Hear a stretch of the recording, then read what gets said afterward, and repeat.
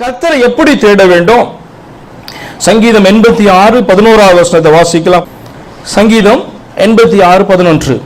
கர்த்தாவே, உமது வழியை எனக்கு போதியும், நான் உமது சத்தியத்திலே நடப்பேன், நான் உமது நாமத்திற்கு பயந்திருக்கும்படி என் இருதயத்தை இரண்டாவது பகுதியை நான் உங்களுக்கு சுட்டி காண்பிக்க போறேன்.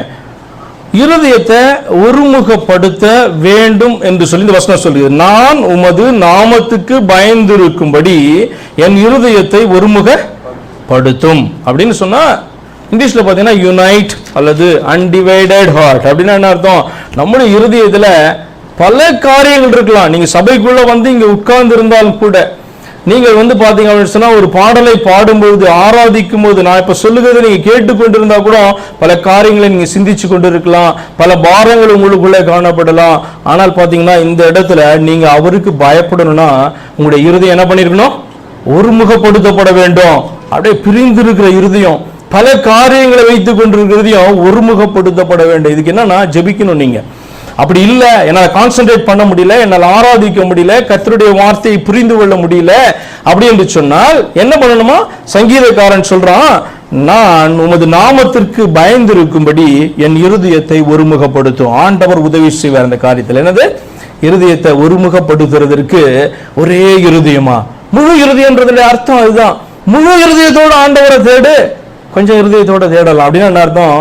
உங்க இருதயத்துல ஒரு பகுதியில மாத்திரம் ஆண்டவருக்கு இடத்தை கொடுக்கலாம், உங்க இருதயத்துல ஒரு பார்ட்ல மாத்திரம் நீங்க ஆண்டவரை தேட முடியும். ஆனா வசனம் சொல்லுது முழு இருதயத்தோட என்ன பண்ண அவரை தேடணும், முழு இருதயத்தோட அவரிடத்துல அன்பு செலுத்தணும், முழு இருதயத்தோட என்ன பண்ணணும்? நீங்க ஆராதனை செய்யணும். அப்ப இது பாத்தீங்கன்னா அவனுடைய ஜெபமாய் காணப்பட்டது. ஆண்டவரே, நீர் எனக்கு உதவி செய்யணும், என்னுடைய இருதயத்தை ஒருமுகப்படுத்தும். அப்படி சமூகத்துக்கு நான் வரும்பொழுது நான் ஏதோ காரியத்தை சிந்திச்சுட்டு இருக்க கூடாது, வேற வேற காரியங்கள், அவசியமற்ற காரியங்கள், உண்மை கனப்படுத்தாத காரியங்கள் எனக்குள்ளாய் காணப்படக்கூடாது என்று சொல்லி நம்மை கர்த்தருடைய சமூகத்திலே தாழ்த்துகிறவர்களாக முடியல அப்படின்னு சொன்னா அவரிடத்துல ஜெபிக்கிறவர்களா இருக்கணும். முதலாவது என்னுடைய இருதயத்தை ஒருமுகப்படுத்தும் என்று சொல்லி அப்ப தேடுகிறதற்கு இது முக்கியமான காரியம். அடுத்தது இருதயத்துல தேடுகிறதற்கு ஆத்துமாவை இருதயத்தை நேராக்க வேண்டும். 1 நாளாகமம் 22:19 வாசிங்க.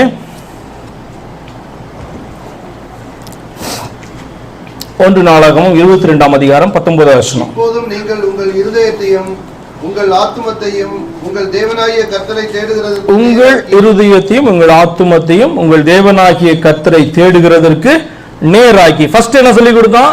முதலாவது இருதயத்தை ஒருமுகப்படுத்தணும். முழு இருதயம் முழு இருதயமாய் தேட தொடங்கும் போது எப்படி தேடணுமா? நேராக்கி தேடணுமா? ஃபோக்கஸ். அப்ப ஆண்டவராகிய கர்த்தர் யாருன்னு உனக்கு தெரிஞ்சிருச்சு. உன்னுடைய ஃபோக்கஸ் எங்கதான் இருக்கணும்? ஆராதனையா இருந்தாலும், வார்த்தையா இருந்தாலும், கீழ்ப்படுகிறதா இருந்தாலும் உன்னுடைய ஃபோக்கஸ் அவரிடத்துல மாத்திரம் தான் காணப்படணும், நேர்கோட்டில் காணப்பட வேண்டும் என்று சொல்லி வேதம் சொல்லிக் கொடுக்கிறது. உன் இருதயத்தையும் ஆத்துமாவையும் உங்கள் தேவனாகிய கர்த்தரை தேடுகிறதற்கு நேராக்கி கர்த்தருடைய உடன்படிக்கை பெட்டியும் தேவனுடைய பரிசுத்த பணிமுட்டுகளையும் கர்த்தருடைய நாமத்திற்கு கட்டப்படும் அந்த ஆலயத்திற்குள் கொண்டு போகும்படிக்கு நீங்கள் எழும்பி தேவனாகிய கர்த்தரின் பரிசுத்த ஸ்தலத்தை கட்டுங்கள் என்றான். அதாவது இந்த தேவனாகிய கர்த்தருக்கு தான் ஆலயம் கட்டப்பட்டது அல்லது ஆசரிப்பு கூடாரம் ஆரம்பத்திலே போடப்பட்டது. யாருக்கு? தேவனாகிய கர்த்தருடைய நாமத்திற்கு, அவரை தொழுது கொள்ளும்படியாய். பின்னாட்களில் சாலமோன் தேவனாகிய கர்த்தருடைய நாமத்திற்கு தான் பாத்தீங்க என்ன பண்ணா? ஆலயத்தை கட்டினா. இந்த நாட்களிலோ அந்த தேவனாகிய கர்த்தருடைய ஆலயமாக நாம காணப்படுகிறோம். அல்லேலூயா. சபை காணப்படுது. நம்ம ஒவ்வொருவரும் அந்த தேவனாகிய கர்த்தருடைய ஆலயமாய் கைகளினால கட்டினார்கள். தேவனுடைய மகிமை அந்த இடத்துல இறங்கினது. தேவன் கைகளினாலே கட்டப்படாத ஆலயமாகிய நம்மை, அவருடைய சிருஷ்டிப்பாகிய நம்மை தெரிந்து கொண்டு நமக்குள்ள இந்த நாளில் அவர் வாசம் பண்ணுகிறார். யாரு? இந்த தேவனாகிய கர்த்தருடைய நாமத்துக்கு என்று சொல்லி கட்டப்பட்ட ஆலயம் இது. தேவனாகிய கர்த்தருடைய நாமத்துக்கு என்று சொல்லி அவர் கட்டின ஆலயம். ஹல்லேலூயா. நீங்க அவரை ஏற்றுக்கொள்வீர்கள் சொன்னால் உங்களுக்குள்ளே அவர் வாசம் பண்ணுகிற தேவனாய் அவர் காணப்படுகிறார். பாருங்க இவர் யாருன்னு மல்கியா 3ஆம் அதிகாரம் 1வது வசனம். மல்கியா 3ஆம் அதிகாரம் 1வது வசனம். இதோ நான் என் தூதனை அனுப்புகிறேன், இதோ நான் என் தூதனை அனுப்புகிறேன், அவன் எனக்கு முன்பாக போய் வழியை ஆயத்தம் பண்ணுவான். அவன் எனக்கு முன்னே போய் வழியை ஆயத்தம் பண்ணுவான். இவர் பேசுறாரு, யாருன்னா இந்த பேசுகிறவர் அவர் தன்னுடைய தூதனை அனுப்புவாராம். அவன் போய் இவருக்கு வழியை ஆயத்த பண்ணுவானா. இது யோவான் ஸ்நானகனை குறித்து தீர்க்க தரிசனமாய் பேசப்பட்ட வார்த்தை. தொடர்ந்து பேசுகிறார் அவர், அப்பொழுது நீங்கள் தேடுகிற ஆண்டவரும் நீங்கள் விரும்புகிற உடன்படிக்கையின் தூதனுமானவர் தம்முடைய ஆலயத்துக்கு தீவிரமாய் வருவார், இதோ வருகிறார் என்று சேனைகளின் கர்த்தர். பாருங்க, அந்த பேசுகிறவர் சொல்றாரு தம்முடைய தூதனை அனுப்பி அவருக்கு ஒரு வழியை ஆயத்தம் பண்ணுவாராம். அடுத்து வரப்போகிற தூதன் என்று சொல்லப்படுகிறவர் யார் அப்படின்னு சொன்னா, நீங்கள் எதிர்பார்த்து கொண்டிருக்கிற உங்களுடைய ஆண்டவர் வருகிறார். அவர் யாரா? தம்முடைய ஆலயத்துக்கு வருவார். ஹல்லேலூயா. பேசினவரும் வந்தவரும் ஒருவர் தான். ஹல்லேலூயா. முக்கியமா அப்படின்னு சொன்னா, ஆமா. ஏன் அப்படின்னு சொன்னா, யாரை ஆராதிக்கணும்னா அந்த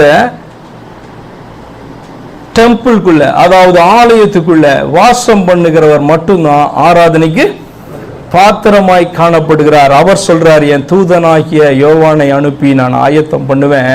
நீங்கள் எதிர்பார்த்து கொண்டிருக்கிற ஆண்டவர் தூதனுமானவர் தம்முடைய ஆலயத்துக்கு வருவார். அவர் வாசம் பண்ணுகிற ஆலயத்துக்கு என்ன பண்ணுவார்?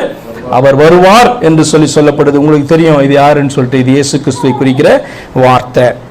அதனால மத்தேயு 12ஆம் அதிகாரம் 6வது வசனத்துல இயேசு பார்த்தீங்கன்னா இதை சுட்டி காண்பித்து பேசுவார். எப்படின்னா பாருங்க, மத்தேயு 12ஆம் அதிகாரம் 6வது வசனம், தேவாலயத்திலும் பெரியவர் இங்கே இருக்கிறார் என்று உங்களுக்கு சொல்லுகிறேன். அவர் யாருன்னு அறியாத போது, ஏற்றுக்கொள்ளாத போது, தள்ளப்பட்ட பொழுது அவர் சொல்றாரு, இந்த மனுஷகுமாரன் யார் அப்படின்னு சொன்னா, நீங்க எதிர்பார்த்துட்டு இருந்ததான ஆண்டவர், இந்த ஆலயத்துக்கு உரிமையாய் காணப்படுகிற அவர் என்று சொல்லி தன்னை குறித்து தேவாலயத்திலும் பெரியவர் இங்கே இருக்கிறார் என்று சொல்லி தன்னை காண்பித்து அவர் சொன்னதான வார்த்தை அது. சரி, அடுத்தது, தேடுகிறதற்கு இருதயத்தை நேராக்காதவன் பொல்லாப்பு செய்கிறவனாய் மாறுவான். அப்ப இது நம்ம மேல விழுந்ததான கடமை. நம்ம தேவனை தேடுகிறது மிக மிக அவசியம். இந்த உலகத்துல பிறந்த ஒவ்வொரு மனுஷனும் அவன் தேவனை தேடுகிறதுக்கு தன் இருதயத்தை நேராக்காது இருப்பான் என்று சொன்னால் அவன் ஒரு காலகட்டத்தில் பொல்லாப்பு செய்கிறவன் அவன் மாறி போவான். பாருங்க, ரெகோபியாமை குறித்து ஒரு வசனம் 2 நாளாகமம் 12ஆம் அதிகாரம் 14வது வசனம். அவன் கர்த்தரை தேடுகிறதற்கு தன் இருதயத்தை நேராக்காமல், ரெகோபியாம் என்கிற அந்த ராஜா கர்த்தரை தேடுகிறதற்கு தன் இருதயத்தை நேராக்காமல் பொல்லாப்பானதை அவன் செய்தான் என்று சொல்லி அந்த இடத்துல நாம் வாசிக்கிறோம். இப்ப ஒரு மனுஷன் ஆண்டவர் கொடுக்கப்பட்டிருக்கிற தருணத்துல அவரை தேடுகிறதற்கு அவன் தன்னுடைய இருதயத்தை நேராக்க வேண்டும். இல்லை என்று சொன்னால் அவன் எவ்வளவு பெரியவனா இருந்தாலும் பொல்லாப்பு செய்கிறவனாய் அவன் மாறி விடுவான்.